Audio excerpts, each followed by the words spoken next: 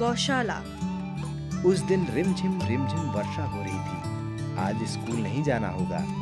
गुरुजी की उस हरी हरी खजूर की छड़ी से ही छुट्टी नहीं मिली। कभी आंगन में जाकर नाचूंगा, नहाऊंगा, कभी पानी के बुलबुलों से खेलूंगा, खुश होऊंगा और उसके बाद गर्मा गर्म खिचड़ी खाकर काकी की गोद में सो जाऊंगा।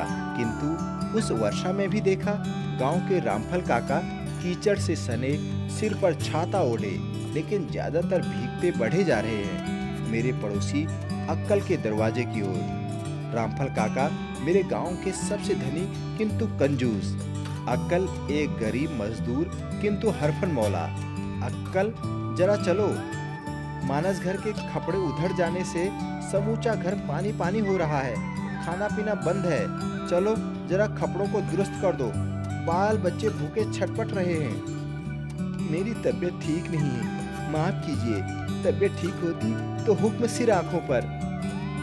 अक्कल रामफल काका का काम प्राय ही करता, किंतु उसे सबसे ज्यादा तो इस बात से चिढ़ थी कि कंजूसी के मारे अच्छे दिनों में तो ये घर दुरुस्त नहीं कराते और इस आफत में जान लेने आए हैं, जैसे गरीब की देह नहीं। और उसे सर्दी लग गई थी, वह रह रह कर खांसता था। यह बात तो हम पड़ोसी जानते ही थे, किंतु रामफल काका के साम दाम दंड भेद के सामने उसे झुकना पड़ा। फटी काली कंबली ओढ़े अक्कल को मैंने रामफल काका के पीछे पीछे जाते देखा। अक्कल 5 हाथ का लंबा जवान, रंग वही भारत के आदिवासियों का, विदेशी आर्यों के रक्त मिश्रण का प्रभाव रंग पर न पड़कर आकार पर ही पड़ा था। हट्टा कट्टा, जिस खेत की कोड़नी में अक्कल पहुंचता उसके खरपात अक्कल के नाम पर रोए। उसकी कुदाल क्या थी, परशुराम और बलराम के कुठार और हल की खिचड़ी। उसके जैसा महीना जोतने वाला हलवाहा कहाँ मिलेगा। घर बनाने में तो उस्ताद, गांव में जितने अच्छे मकान हैं, चाहे उनकी दीवार बनाने में चाहे छप्पर में अक्कल का कुशल हाथ जरूर है। रामफल काका का वह शानदार बंगला अक्कल की वास्तु विद्या के अपार ज्ञान का एक उत्कृष्ट नमूना है। अपने इन गुणों के चलते अक्कल मजदूर होकर भी काफी खुशामदें पाता था। पैसे भी। उसके 2 बेटे और 1 बेटी थी। बेटों का लालन पालन उसने औकात से ज्यादा अच्छे ढंग से किया और बेटी को तो वह इस शान से रखता कि गांव की बबुया भी मन ही मन चिढ़ती। अक्कल की उदारता की चर्चा होती। गांव में कभी साधु संत आते तो उनकी सेवा अक्कल जरूर करता। वह काम करने में राक्षस था। उसकी आमदनी साधारण मजदूरों से ज्यादा तो थी ही। 1 गाय भी पाल रखी थी और 2-3 बकरियां भी। इनसे भी काफी पैसे आते। मैं अब शहरी जीव हूँ। कभी कभी मन बहलाने को अपने गांव चला जाता हूँ। एक दिन अपने दरवाजे पर बैठा मैं एक विलायती मैगजीन पढ़ रहा था।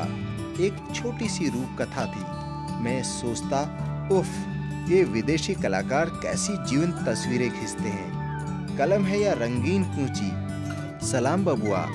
आंखें न उठी। मैं कुछ पढ़ने में गर्क था, कुछ गर्क होने का स्वांग भर रहा था, कुछ उपेक्षा भी थी।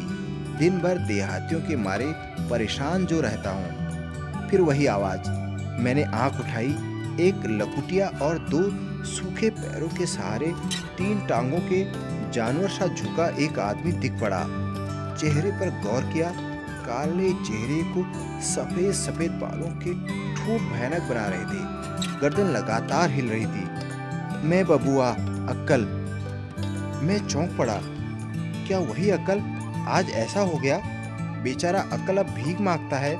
जिसने गांव भर को घर दिया वही बेघर बार का है। एक बच्चा जाता रहा। बेटी शादी होते ही अपनी ससुराल चल दी। बेटी तो पराये की होती है। उसकी प्यारी पत्नी बुधनी भी चल बसी। कोई काम धाम उससे बन पड़ता नहीं। इतनी कमाई तो कभी हुई ही नहीं कि इतना संग्रह कर पाता कि इन बुरे दिनों को सुख चैन से काटता।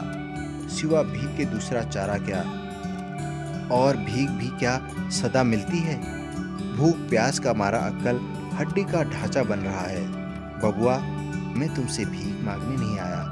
एक नालिश करने आया हूँ बबुआ, तुम ही इंसाफ करो तो हो, नहीं तो रामफल बाबू के मुकाबले पर कौन जीभ खोले। अक्कल ने कथा सुनाई किस तरह जिंदगी की उठान के समय उसने अपनी पूरी शक्ति रामफल बाबू की मजदूरी में दी, किस तरह उनकी कितनी ही परती जमीन को उसने हरा भरा खेत बना डाला, किस तरह उसने उनके पशुधन की वृद्धि की, किस तरह उसने ये मकान बनाए जिन पर पड़ोस के बड़े बड़े पशुओं को ईर्ष्या होती है।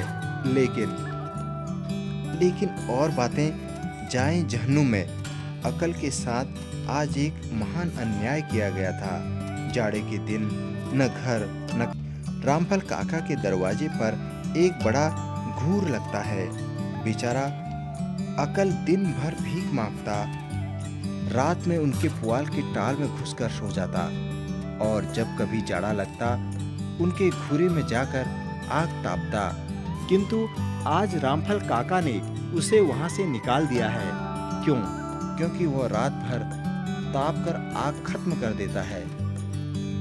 बाबू जिंदगी भर उनकी सेवा की, इस बुढ़ापे में खाना पीना, कपड़ा लत्ता, घर द्वार देने से रहे, क्या घूरे की आग से भी मुझे महरूम किया जाना चाहिए? यह थी उसकी दलील। मैं क्या जवाब देता? मेरी आंखों में बचपन का बरसात वाला वह दृश्य नाच उठा। आंखों की बरसात ने शायद उत्तर देना चाहा। शहर में गौशाला का उत्सव था।